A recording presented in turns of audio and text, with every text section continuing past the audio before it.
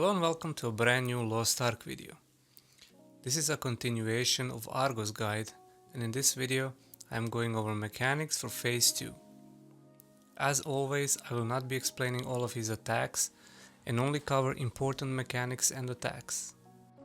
Some of the normal attacks have been changed and upgraded from phase 1, so always focus on dodging and learning these attacks.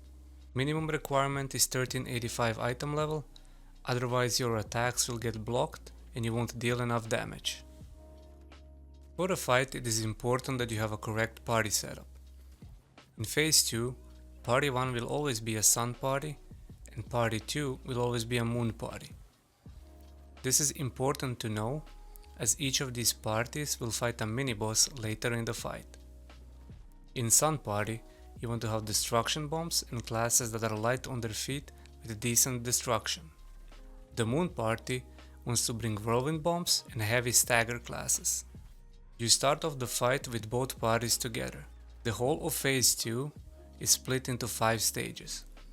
Stage 1 is where both of the parties fight Argos together.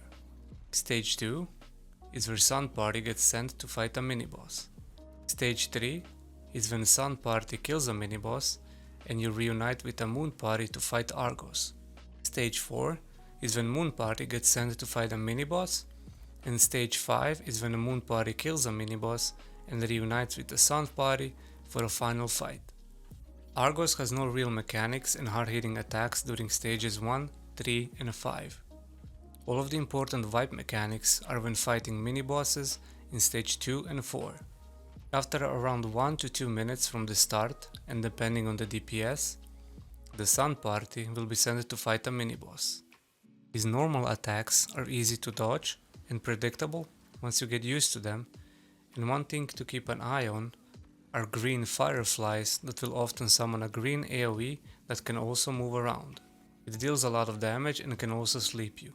You will need to deal a certain amount of damage during certain amount of time, which will put the boss in a downed stage. You will want to use destruction bombs and skills on the part of his body that is marked with a crosshair. Failing to break part of his body few times in a row will enrage the boss and make his attacks hit much harder with bigger and faster AoEs. Every time you break one of his parts, the enrage stage is delayed. Now this was the easy part of the mini-boss. The mechanical part requires coordination and communication between both parties. After 1 minute and 30 seconds into mini-boss fight, there will be a message in the middle bottom part of the screen indicating that there is one of the 6 patterns visible from the top right corner of the mini-boss room. You will need one person from the Sun party to be the spotter that will communicate to the Moon party which pattern it is. There are 6 possible patterns. First, arrow that points in which direction the Moon party needs to move to be safe. Center shine will be a single small shining light in the center of arena, which indicates that Sun party must stand directly in the center. Moon party doesn't need to do anything, as this is the only pattern that only affects Sun party without affecting Moon party. Next one is 8 blue circles, which means that the Moon party needs to step on the blue circles.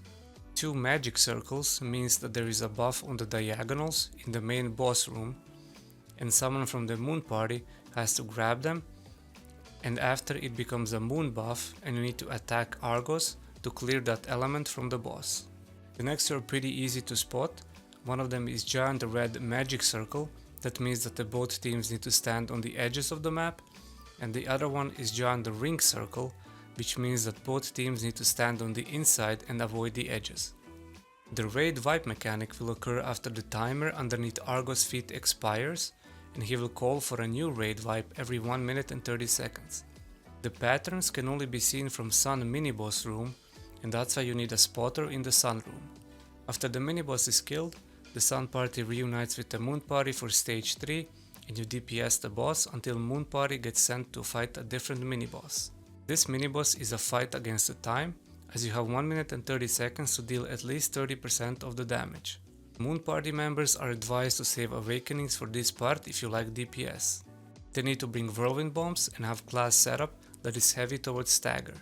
After you deal enough damage to the mini-boss, he will spawn an ad that you need to stagger quickly, as the ad won't take much damage until you stagger him, so use whirlwind bombs and your stagger skills. After you deplete his stagger bar, he dies pretty fast. The main wipe mechanic is related to 4 statues spawned in cardinal directions. You have enough DPS and you can force a mini-boss to summon an ad in the first 1 minute and 30 seconds, you don't need to worry about the wipe mechanic. But if you don't have enough DPS, then assign one of the members to destroy the statues. They have 250,000 HP and are fairly easy to destroy. The final main attack of the Moon mini-boss is when he spawns 4 zones in cardinal directions around him, and all 4 members need to step into each. You will want to assign positions for these before the fight, as if one person doesn't step into it or is too slow, the whole party will take massive AoE damage. After the Moon mini-boss is dead, you go for a final stretch to fight Argos, which normally takes 30 to 45 seconds and it's easy to finish off. Hopefully this helps you in clearing Argos phase 2. This phase requires coordination and communication, so it might be difficult with a public group. If you have any questions, send them in the comments or ask them in my Twitch when I'm live for a faster response. Don't forget to subscribe and turn the notifications on so you don't miss out on the future videos. Thank you for watching, and as always, I'll see you in the next one.